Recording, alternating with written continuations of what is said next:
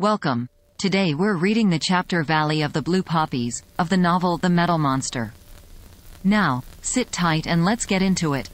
In this great crucible of life we call the world, in the vaster one we call the universe, the mysteries lie close packed, uncountable as grains of sand on ocean's shores. They thread gigantic, the star-flung spaces. They creep, atomic, beneath the microscope's peering eye.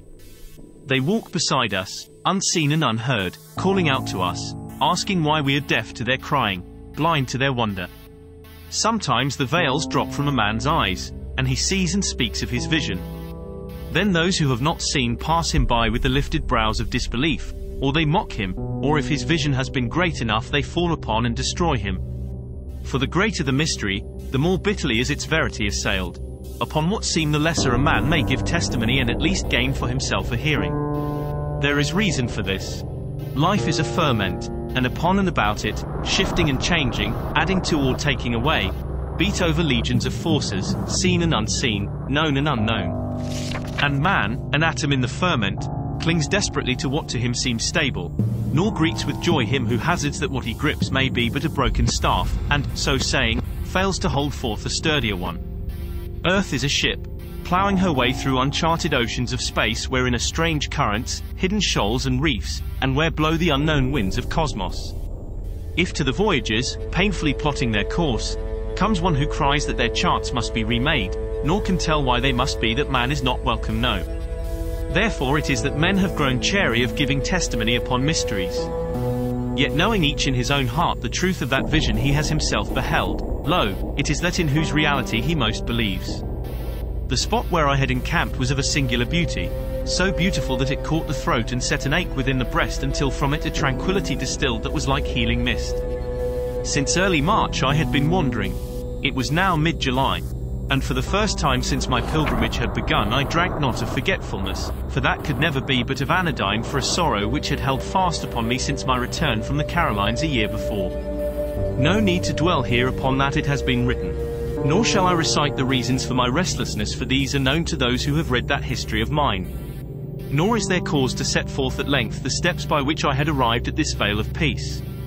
Sufficient is to tell that in New York one night, reading over what is perhaps the most sensational of my books, The Poppies and Primulas of Southern Tibet, the result of my travels of 1910-1911, I determined to return to that quiet, forbidden land. There, if anywhere, might I find something akin to forgetting.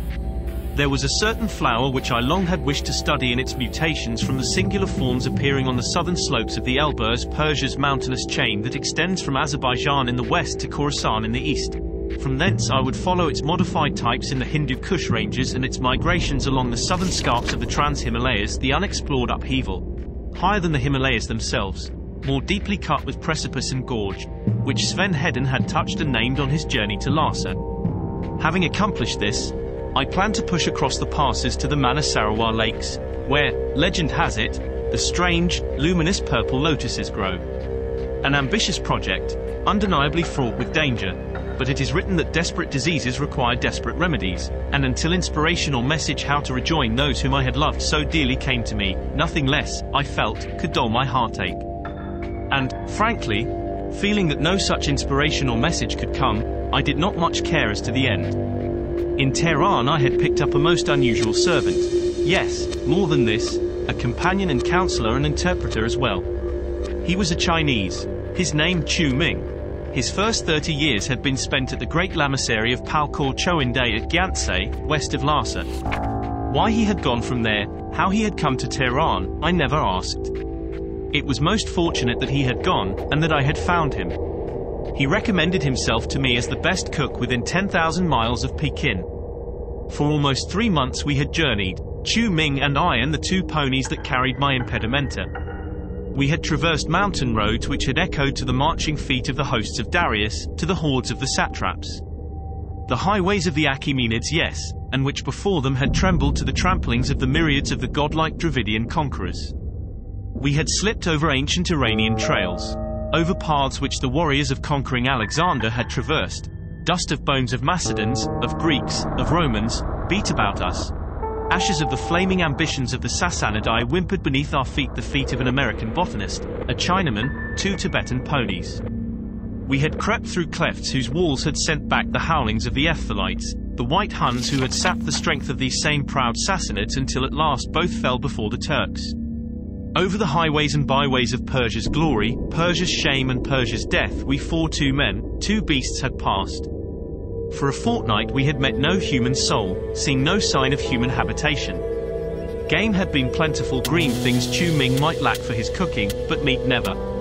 About us was a welter of mighty summits. We were, I knew, somewhere within the blending of the Hindu Kush with the Trans-Himalayas. That morning we had come out of a ragged defile into this valley of enchantment, and here, though it had been so early, I had pitched my tent, determining to go no farther till the morrow. It was a Phocian vale, a gigantic cup filled with tranquility. A spirit brooded over it, serene, majestic, immutable like the untroubled calm which rests, the Burmese believe, over every place which has guarded the Buddha, sleeping. At its eastern end towered the colossal scarp of the unnamed peak through one of whose gorges we had crept. On his head was a cap of silver set with pale emeralds, the snowfields and glaciers that crowned him. Far to the west another grey and ochreous giant reared its bulk, closing the vale. North and south, the horizon was a chaotic skyland of pinnacles, spurred and minareted, steepled and turreted and domed, each diademed with its green and argent of eternal ice and snow. And all the valley was carpeted with the blue poppies in wide, unbroken fields, luminous as the morning skies of mid-June. They rippled mile after mile over the path we had followed, over the still untrodden path which we must take. They nodded, they leaned toward each other. They seemed to whisper, then to lift their heads and look up like crowding swarms of little azure fays, half impudently, wholly trustfully, into the faces of the jeweled giants standing guard over them. And when the little breeze walked upon them, it was as though they bent beneath the soft tread and were brushed by the sweeping skirts of unseen, hastening presences. Like a vast prayer rug, sapphire and silken, the poppies stretched to the grey feet of the mountain. Between their southern edge and the clustering summits, a row of faded brown, low hills knelt like brown-robed, withered and weary old men, backs bent, faces hidden between outstretched arms, palms to the earth and brows touching earth within them in the East's immemorial attitude of worship. I half expected them to rise, and as I watched, a man appeared on one of the bowed, rocky shoulders, abruptly, with the ever-startling suddenness which in the strange light of these latitudes objects spring into vision. As he stood scanning my camp, there arose beside him a laden pony, and at its head a Tibetan peasant. The first figure waved its hand, came striding down the hill. As he approached, I took stock of him. A young giant, 3 good inches over 6 feet, a vigorous head with unruly clustering black hair, a clean-cut, clean-shaven American face. "I'm Dick Drake," he said, holding out his hand. "Richard Keene Drake, recently with Uncle's engineers in France. My name is Goodwin." I took his hand, shook it warmly. "Dr. Walter T. Goodwin. Goodwin the botanist? Then I know you," he exclaimed. "Know all about you, that is. My father admired your work greatly. You knew him, Professor Alvin Drake?" I nodded. So he was Alvin Drake's son. Alvin, I knew, had died about a year before I had started on this journey. But what was his son doing in this wilderness? Wondering where I came from, he answered my unspoken question. Short story. War ended. Felt an irresistible desire for something different. Couldn't think of anything more different from Tibet, always wanted to go there anyway. Went. Decided to strike over toward Turkestan. And here I am. I felt at once a strong liking for this young giant. No doubt, subconsciously, I had been feeling the need of companionship with my own kind. I even wondered, as I led the way into my little camp, whether he would care to join fortunes with me in my journeyings.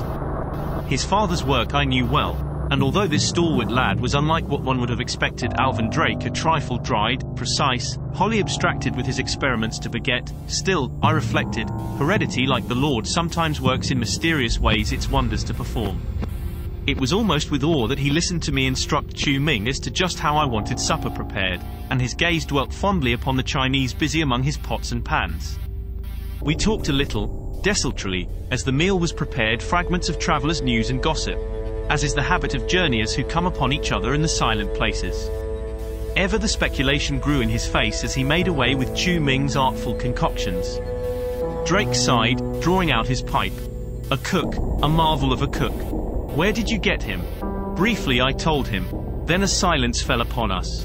Suddenly the sun dipped down behind the flank of the stone giant guarding the valley's western gate. The whole vale swiftly darkened, a flood of crystal-clear shadows poured within it. It was the prelude to that miracle of unearthly beauty seen nowhere else on this earth, the sunset of Tibet. We turned expectant eyes to the west. A little, cool breeze raced down from the watching steeps like a messenger, whispered to the nodding poppies, sighed and was gone. The poppies were still. High overhead a homing kite whistled, mellowly. As if it were a signal, there sprang out in the pale azure of the western sky row upon row of cirrus cloudlets, rank upon rank of them, thrusting their heads into the path of the setting sun. They changed from mottled silver into faint rose, deepened to crimson. The dragons of the sky drink the blood of the sunset, said Chu Ming. As though a gigantic globe of crystal had dropped upon the heavens, their blue turned swiftly to a clear and glowing amber, then as abruptly shifted to a luminous violet. A soft green light pulsed through the valley. Under it, like hills ensorcelled, the rocky walls about it seemed to flatten. They glowed and all at once pressed forward like gigantic slices of palest emerald jade, translucent, illumined, as though by a circlet of little suns shining behind them. The light faded, robes of deepest amethyst dropped around the mountain's mighty shoulders. And then from every snow and glacier-crowned peak, from minaret and pinnacle and towering turret, leaped forth a confusion of soft peacock flames, a host of irised prismatic gleamings, an ordered chaos of rainbows. Great and small, interlacing and shifting, they ringed the valley with an incredible glory, as if some god of light itself had touched the eternal rocks and bidden radiant souls stand forth. Through the darkening sky swept a rosy pencil of living light, that utterly strange, pure beam whose coming never fails to clutch the throat of the beholder with the hand of ecstasy, the ray which the Tibetans name the Ting Pa. For a moment this rosy finger pointed to the east, then arched itself, divided slowly into 6 shining, rosy bands, began to creep downward toward the eastern horizon, where a nebulous, pulsing splendor arose to meet it. And as we watched I heard a gasp from Drake. And it was echoed by my own. For the 6 beams were swaying, moving with ever swifter motion from side to side in ever widening sweep, as though the hidden orb from which they sprang were swaying like a pendulum. Faster and faster the 6 high-flung beams swayed and then broke as though a gigantic, unseen hand had reached up and snapped them. An instant the severed ends ribboned aimlessly, then bent, turned down and darted earthward into the welter of clustered summits at the north and swiftly were gone, while down upon the valley fell night. "Good God," whispered Drake. It was as though something reached up, broke those rays and drew them down like threads. I saw it. I struggled with bewilderment. I saw it. But I never saw anything like it before, I ended, most inadequately. It was purposeful, he whispered. It was deliberate, as though something reached up, juggled with the rays, broke them, and drew them down like willow withes. The devils that dwell here, quavered Chu Ming. Some magnetic phenomenon. I was half angry at myself for my own touch of panic. Light can be deflected by passage through a magnetic field. Of course that's it. Certainly. I don't know. Drake's tone was doubtful indeed. It would take a whale of a magnetic field to have done that. It's inconceivable. He harked back to his first idea. It was so damned deliberate, he repeated. Devils, muttered the frightened Chinese. What's that? Drake gripped my arm and pointed to the north. A deeper blackness had grown there while we had been talking, a pool of darkness against which the mountain summit stood out, blade-sharp edges faintly luminous. A gigantic lance of misty green fire darted from the blackness and thrust its point into the heart of the zenith. Following it, leaped into the sky a host of the sparkling spears of light, and now the blackness was like an ebon hand, brandishing 1,000 javelins of tinsel flame. The aurora, I said. It ought to be a good one, mused Drake, gaze intent upon it. Did you notice the big sunspot? I shook my head. The biggest I ever saw. Noticed it first at dawn this morning. Some little aurora lighted that spot. I told you, look at that, he cried. The green lances had fallen back. The blackness gathered itself together, then from it began to pulse billows of radiance, spangled with infinite darting swarms of flashing corpuscles like uncounted hosts of dancing fireflies. Higher the waves rolled phosphorescent green and iridescent violet, weird copperous yellows and metallic saffrons, and a shimmer of glittering ash of rose then wavered, split and formed into gigantic, sparkling, marching curtains of splendor. A vast circle of light sprang out upon the folds of the flickering, rushing curtains. Misty at first, its edges sharpened until they rested upon the blazing glory of the northern sky like a pale ring of cold flame. And about it the aurora began to churn, to heap itself, to revolve. Toward the ring from every side raced the majestic folds, drew themselves together, circled, seethed around it like foam of fire about the lip of a cauldron, and poured through the shining circle as though it were the mouth of that fabled cavern where old Aeolus sits blowing forth and breathing back the winds that sweep the earth. Yes, into the ring's mouth the aurora flew, cascading in a column stream to earth. Then swiftly, a mist swept over all the heavens, veiled that incredible cataract. Magnetism? Muttered Drake. I guess not. It struck about where the ting pa was broken and seemed drawn down like the rays, I said. Purposeful, Drake said. And devilish. It hit on all my nerves like a metal claw. Purposeful and deliberate. There was intelligence behind that. Intelligence? Drake, what intelligence could break the rays of the setting sun and suck down the aurora? I don't know, he answered. Devils, croaked Chu Ming. The devils that defied Buddha and have grown strong. Like a metal claw, breathed Drake. Far to the west a sound came to us, first a whisper, then a wild rushing, a prolonged wailing, a crackling. A great light flashed through the mist, glowed about us and faded. Again the wailing, the vast rushing, the retreating whisper. Then silence and darkness dropped embraced upon the valley of the blue poppies. Did you enjoy today's chapter of The Metal Monster? Why not subscribe and ring the bell?